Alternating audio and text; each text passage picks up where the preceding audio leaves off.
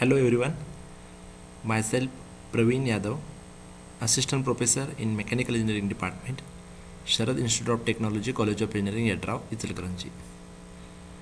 I am going to discuss at here about the subject fluid mechanics. So in a very first lecture, we are going to discuss about basic concepts of fluid mechanics. Before moving to the next, I just want to discuss about the need of learning fluid mechanics, because in the practical applications we have learned the solid mechanics. We have seen many things which are applicable on the solid mechanics. For example, if the force is applied on any solid body, then its deformation it can be observable. If the force is applied to the any static solid body, then its dynamic motion we have observed. In short, in a solid mechanics, everything is clearly visible, and we are getting clear-cut idea about the effect of force, then its effect in the static condition, its effect in a dynamic condition, and etc. Generally, we are not aware about the power of fluid, but I can give you some examples. By that you can understand the need of learning this subject, fluid mechanics. A very recent Nisarg cyclone comes to the Maharashtra, nearer to the Mumbai. By that cyclone, Raigad district and that Dahanu area and etc., they get completely collapsed. What is Nisarg cyclone? How it comes? It comes due to the low pressure of air. So we generally observe air around us, but is it that much destructive? Is it having that much power with the air? Or we have seen some videos of tsunami also. Due to the tsunami, many big buildings and everything will be gets collapsed. Is it having that much power? Then only we are come to understand or come to know that what is the effect of fluid if it comes with a certain force. So tsunami, cyclone, or even very high velocity of air, it bends the trees in a such a that its tip comes to the bottom. That is, again it will come stand again alone. Or if you have seen some greenery around you, due to the smooth airflow, that some wave formation is there over the grass. आपण त्याला in Marathi we are saying that some पिकं डोलत आहेत वाऱ्यावरती, just like an some that language we are using. Why it is happen like that? Because air is moving in a one direction with a smooth way. Then why trees are bending down due to the velocity of air, again standing up and again bending down? Why it is happen like that? The all answer of all those things is in the fluid mechanics. So in a study of fluid mechanics, it is essential to know the what is meant by fluid, what is meant by fluid mechanics, and what are the mechanisms are with fluid mechanics. So the learning objective is of today's lecture is to provide the basic introduction about the fluid mechanics, to know various applications of fluid mechanics, and to refresh some basic knowledge of dimensions as well as derived units if time permits. After the end of this lecture, you will be understand the difference between solid, fluid, again in a fluid, liquid and gas. You will be able to describe what is meant by fluid mechanics and all above.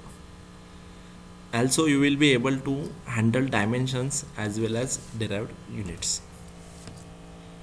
In this lecture we are going to cover the introductory part, then difference between solid and fluid, then what is fluid, that is the important part we are going to discuss. Then what is fluid mechanics, classifications of fluid mechanics, and applications of fluid mechanics.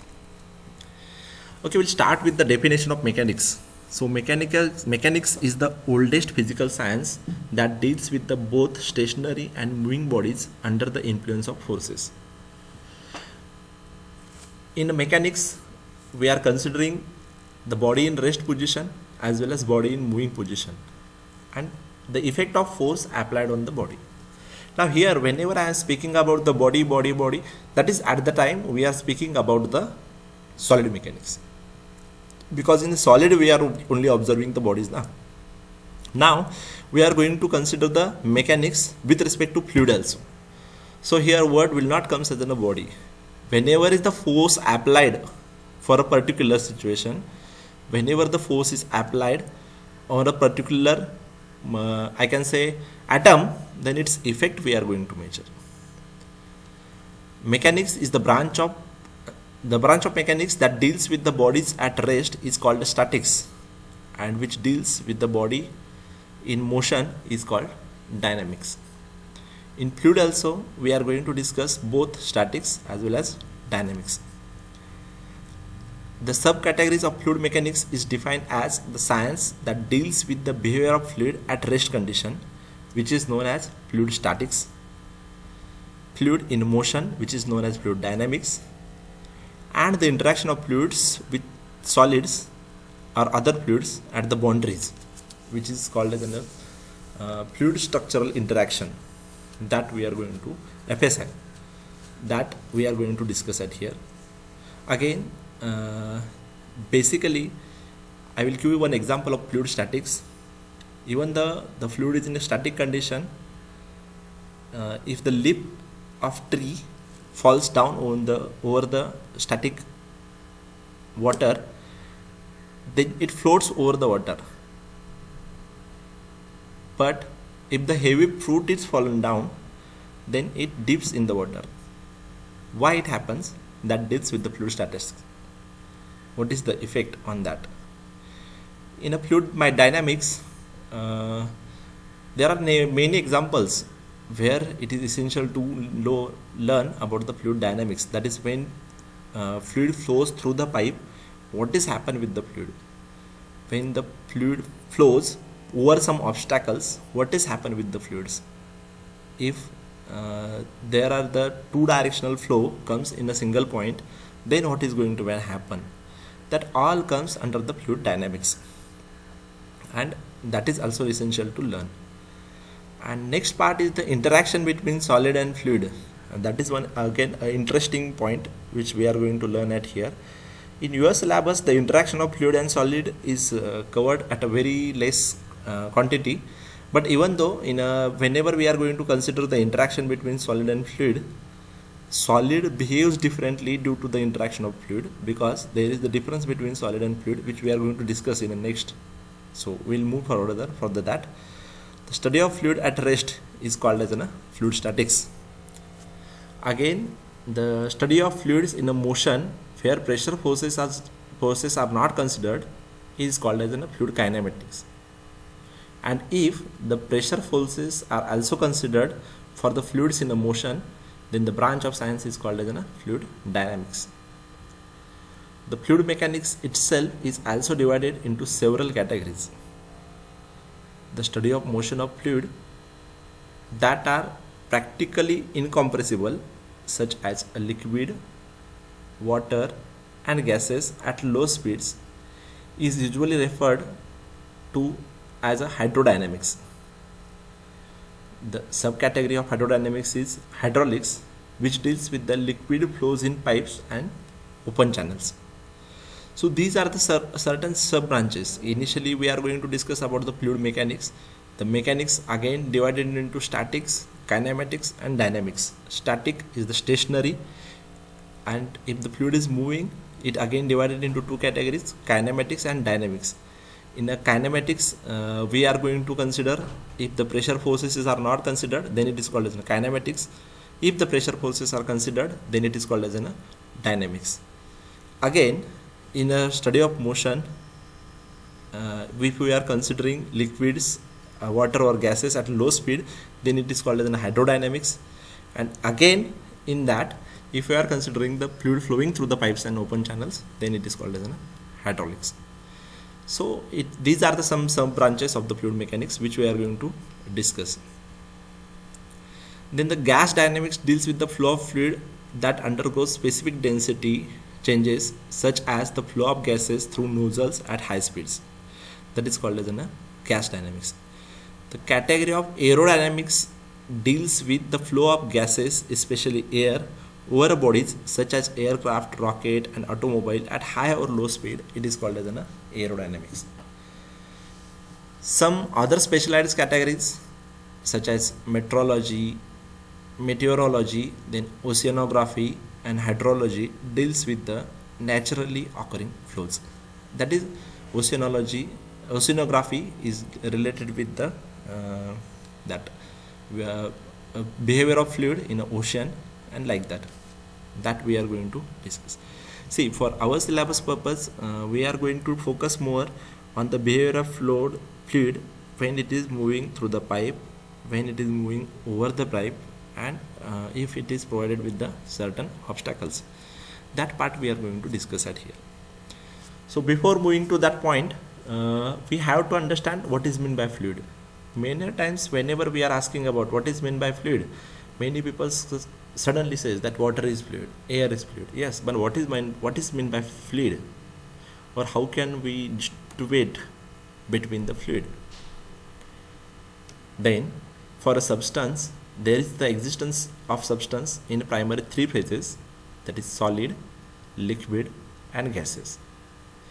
A substance in the liquid and gas phase is referred as a fluid, whereas the solid is referred as a solid.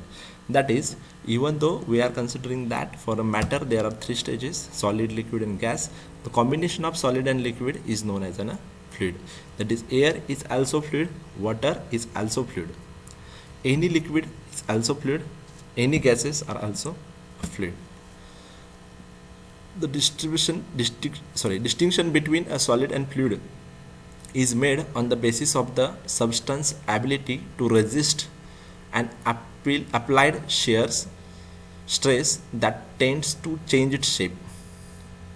So how to define what is the solid and what is the fluid? It is dependent on the resistance provided for the shear stress. For example, suppose a solid curtain box is placed on the table, and if you apply the shear force on it, then up at the top edge, then its top edge will try to move opposite direction to the applied force. At the bottom edge remains same. As soon as you remove the force on it, it will try to regain its original shape if it is elastic, or otherwise it will be get permanently deformed and it will be in a bended style only. But the same thing is happen with the water. Then what is to be happen, that we have to consider. For example, in a tub, if you are filled with the water and if you apply a force in a one direction over the water for a certain period of time and remove it, then even though after removal of forces, the water will oscillate for a certain period of time, but it will deform more than your applied force area. So that is the difference between solid and fluid. Solid provides a resistance to the applied shears by deforming, whereas fluid deforms continuously under the influence of shear force, whether it is small or it is big. Again, I will give one example of a tub filled with water. If you thrown a small ball inside it over the water, then it will develop a circular tarangs, we can say tarang. So that is the example of deformation of water to the applied forces. I am particularly taking water because we are generally more familiar with the fluid which is known as water. So that is why I am always taking the example of water. Even it can be applicable for the air, because if the table fan moves from one direction to the another direction, it moves from your area to the another region, though you are feeling some sort of air flowing over your body. So that is the example of it. In solid, stress is proportional to the strain. but in fluid, stress is proportional to the strain rate. So that is the difference between solid and fluid. A substance exists in three primary phases, as we discussed at initially. Then this figure explains itself how the deformation takes place. For example, if we apply the force at the top, then contact area will move in the direction of force. So shear stress will be developed. Tau is equals to F by A, and the angle alpha is developed due to the shear strain. This demonstrates the rubber eraser placed between two parallel plates under the influence of shear stresses. When a constant shear force is applied, a solid eventually stops deforming at some fixed strain angle, whereas fluid never stops. That is, for example, suppose at the upper we have applied a certain force. After getting sufficiently deformed, it will be gets as it is until you are not increasing the force, it will not get deformed. For example, on top plate over the surface F, if I applied a force of 1 Newton, then it will be deformed that much only. After that, there will not be any deformation. If you want to deform more, then you have to increase the force value. If I increase by 10, the deformation will be maximum. If I increase by 100, the deformation will be maximum. If I increase by 1000, then again deformation will be the changes. But it is dependent on the change in force. This is not happen with the water or any fluid. Over the fluid, if you apply the force, then continuously due to that force, it will be gets deformed, and that is the reason of development of cyclone. Because low pressure region is developed at a particular area only. That force, low pressure, a pressure force, causes the air to flow in that direction, and it will be continued till the maximum air is sucked towards that.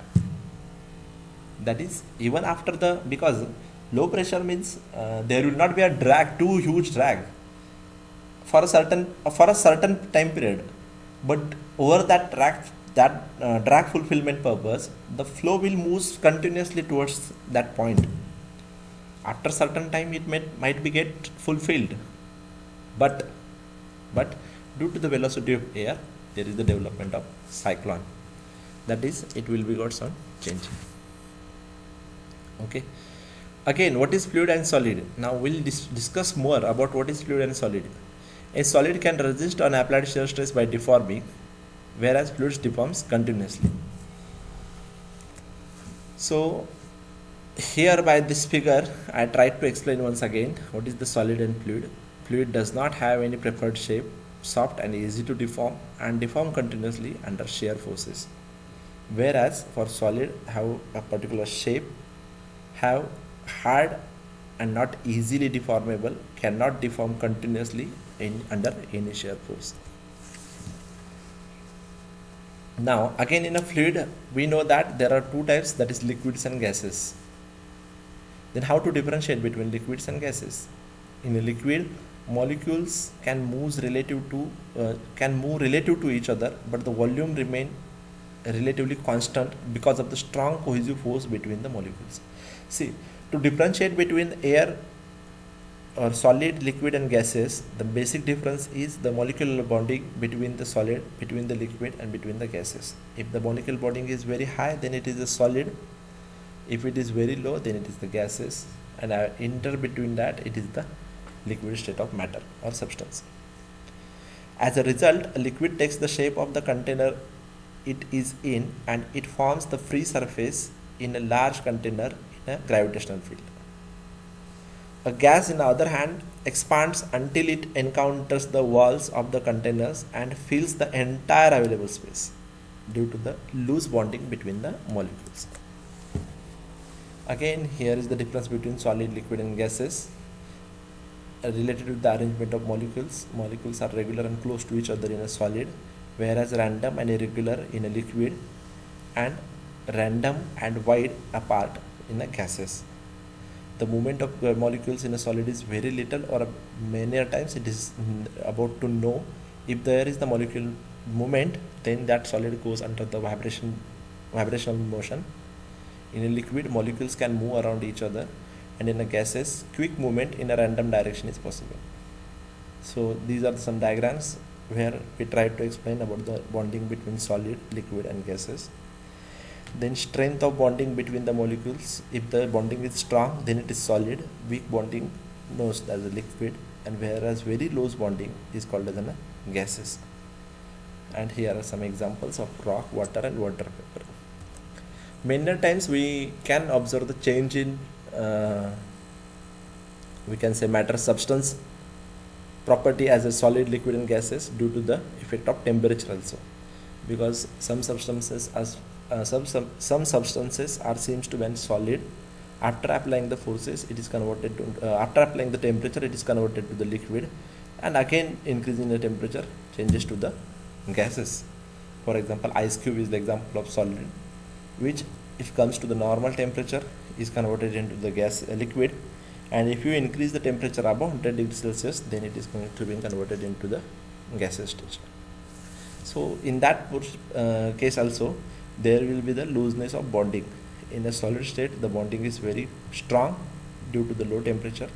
As temperature goes and increases, bonding gets loose, it will be converted into water, and again if you provide the additional temperature, it will be bonding will be more looser, and it will be in air format, or sorry, in a your gaseous format.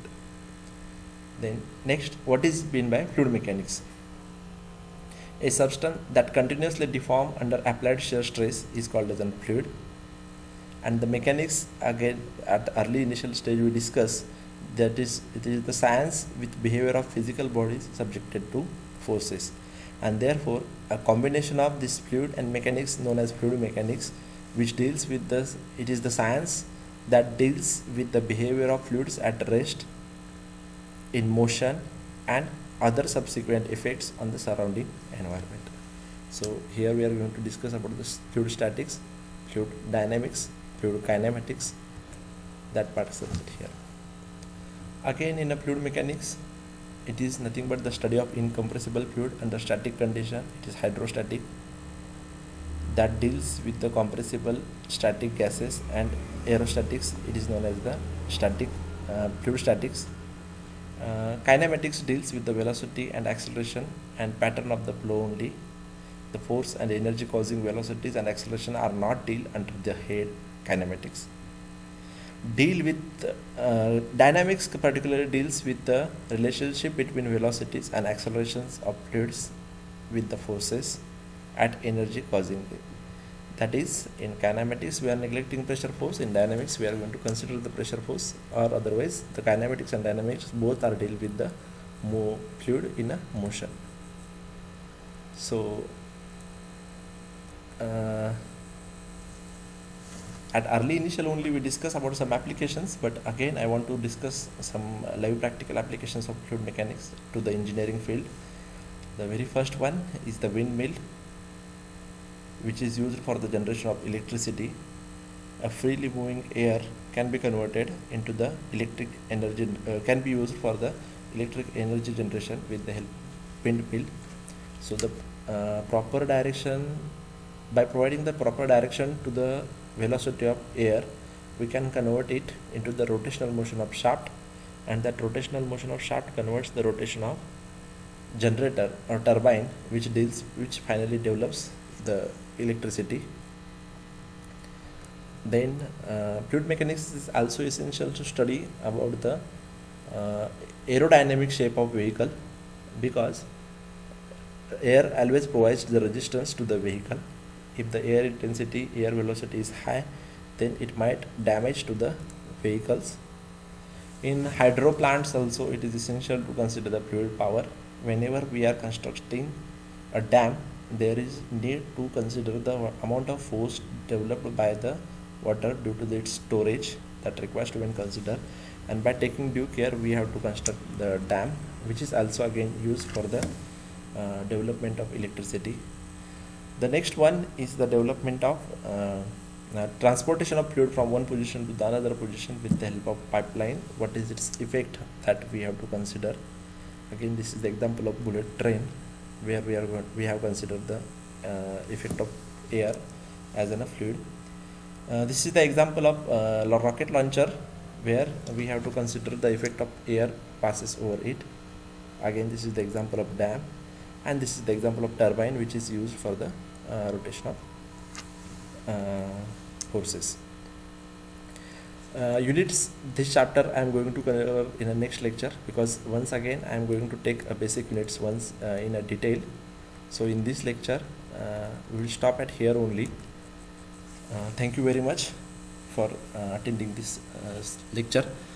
The overall outcome of this lecture is you have understood about basics between the what is solid, what is fluid, what is gases, what is the relationship between gases and liquid about the fluid, and what is meant by fluid mechanics, and why it is essential to learn. In next lecture we will discuss with the related with the unit conversion. Thank you very much.